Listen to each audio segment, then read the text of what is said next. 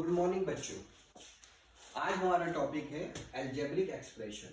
बच्चों, algebraic expression होता है जब हम किसी सेंटेंस को मैथमेटिकल लैंग्वेज में कन्वर्ट करते हैं तो उसे हम अलजेब्रिक एक्सप्रेशन कहते हैं। अलजेब्रिक एक्सप्रेशन क्या है? एक तरीका है किसमें मैथमेटिकल स्टेटमेंट को लिखने का। इसमें कौन कौन सी चीजें इस्तेमाल होंगी? एक तो हमारा वेरिएबल इस्तेमाल होंगे और फिर हमारे पास कांस्टेंट इस्तेमाल होंगे और मैथमेटिकल ऑपरेशंस होंगे। अब क्वेश्चन आता है वेरिएबल्स क्या है? वेरिएबल्स वो वैल्यू होती है बच्चों जो फिक्स नहीं होती है, जैसे x, y, z। ठीक है, अल्फाबेटिकल जो वैल्यूज होती हैं और ये फिक्स नहीं होती हैं, चेंज होती हैं हर बार। इनकी वैल्यू कहीं कुछ भी हो सकती है। कांस्टेंट वैल्यू वो होती है जो फिक्स्ड वैल्यूज होती हैं, जो हमेशा एक जैसी ही पढ़ी जाएंगी, जैसे 2 है, -1 है, 3 है, 5 है, 0 है, 8 कुछ भी आ सकती है। और क्या इस्तेमाल होते हैं उसमें? मैथमेटिकल ऑपरेशंस इस्तेमाल होते हैं। मैथमेटिकल ऑपरेशंस क्या होते हैं? प्लस का निशान होगा, माइनस का निशान होगा, एडिशन सब्ट्रैक्शन होगा। अब हम इसको कुछ एक और एग्जांपल से समझते हैं बच्चों। जैसे हमारे पास एक सेंटेंस है, इंग्लिश में लिखा हुआ है number 5 added to 3 times of x। अब इंग्लिश में कोई सेंटेंस लिखा हुआ है, अब हम इसे मैथ्स की लैंग्वेज में लिखना चाहते हैं तो 3 टाइम्स का मतलब क्या होता है? 3 से मल्टीप्लाई किसकी? x की। तो हम अलजेब्रिक एक्सप्रेशन क्या होगा ये?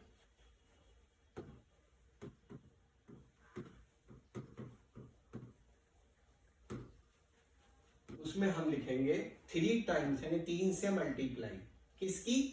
x की। मल्टीप्लाई अगर किसी वेरिएबल में कोई साइन नहीं होता बीच में तो मल्टीप्लाई ही होता है। 3 से x की मल्टीप्लाई और उसमें क्या ऐड करना है?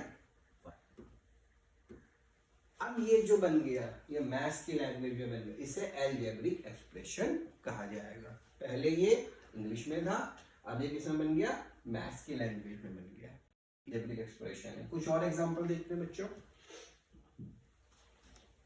जैसे क्वेश्चन है subtraction of z from y, यानी y में से सब्ट्रैक्ट का मतलब होता है माइनस का निशान, क्या करना है? आंसर। ठीक है, इसका सॉल्यूशन हो गया। अगला क्वेश्चन देखते हैं। ये एक सेंटेंस लिखा हुआ है इंग्लिश में, numbers x and y both squared. Squared का मतलब क्या होता है? हमने x लिखा, y लिखा, स्क्वायर का मतलब है 2 पावर। अगर ये क्यूब होता तो 3 पावर होती। उसके बाद क्या करा है? And added. उसके बाद क्या कर दिया? इनको जोड़। ये हमारा इसका सॉल्यूशन हो गया। एक और एग्जांपल लेते हैं। मल्टीप्लाई करना है किसकी? z की 2x। अब z की मल्टीप्लाई करनी है x से। उसके बाद क्या करना है? ऐड करना है 5।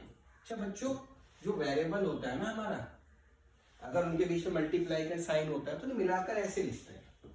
अगर कहीं ऐसे लिखा हुआ देखो ना, 2 वेरिएबल मल्टीप्लाई हो रहे हैं तो उनके बीच में मल्टीप्लाई का साइन होगा, लिखते नहीं। बस ये हमारा सॉल्यूशन है। आया आपको अलजेब्रिक एक्सप्रेशन लिखना? अब कुछ क्वेश्चंस मैं आपको ऐसे करने के लिए दे रहा हूं। Add 3 to the 5 times of x। x का 5 टाइम्स कीजिए और उसमें 3 जोड़िए। Add y to 2 times of x। x का 2 टाइम्स कीजिए और उसमें y जोड़िए। Subtract 5 from x।